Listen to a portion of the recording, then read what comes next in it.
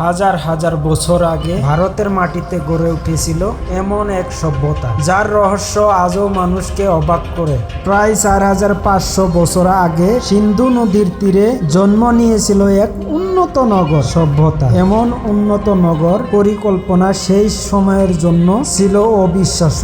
ইতিহাসের মাটির নিচে এখনো লুকিয়ে আছে অনেক অজানা গল্প, যা আজকে বিস্তারিত করব। সেই গল্প যা আজই কেউ বলতে পারেনি।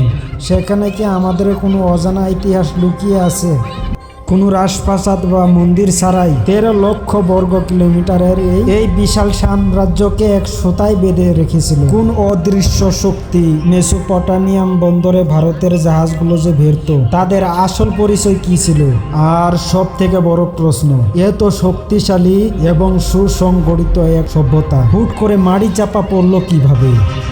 তারা কি ভিন্ন দেশের শত্রুর আক্রমণে কি শেষ হয়ে গিয়েছিল, না নদী আর প্রাকৃতির ভয়ঙ্কর কোনো প্রতিশোধের শিকার হয়েছিল? আমাদের ইতিহাসে প্রায় 2000 বছর কেন এই সভ্যতাকে পৃথিবীর সামনের থেকে লুকিয়ে রাখা হয়েছিল? আজ ইতিহাসের পাতা থেকে বেরিয়ে আসবে সেই হারানো সত্য, যা প্রমাণ করে আমাদের এই অঞ্চল কতটা প্রাচীন আর সমৃদ্ধ ছিল। তাহলে শুরু করা যাক। উপমহাদেশের শ্রেষ্ঠতম প্রাচীন এই সভ্যতা, সিন্ধু সভ্যতার রোমাঞ্চকর যাত্রা। সিন্ধু সভ্যতার দুটি বড় ধরনের শহর বা রাজধানী হলো মোহেনজোদারো আর হরপ্পা। কিন্তু এই দুটি শহর পুরো সভ্যতায় হাজার হাজার বছর মাটি চাপা থাকার পর আধুনিক মানুষ কিভাবে খুঁজে পেল? কিভাবে আমরা জানলাম এই সভ্যতার অস্তিত্বের কথা?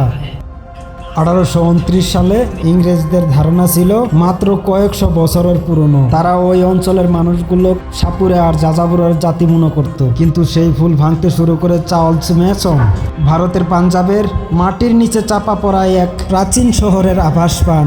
1856 সালে রেল লাইন তৈরির সময় না বুঝেই হরপ্পার লাখ লাখ প্রাচীন ইট খুলে নিচে দেয়া হয়।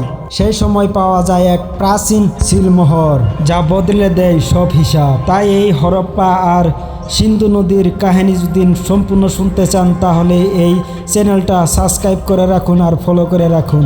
অতি শীঘ্রই পার্ট 2 নিয়ে আসা হবে।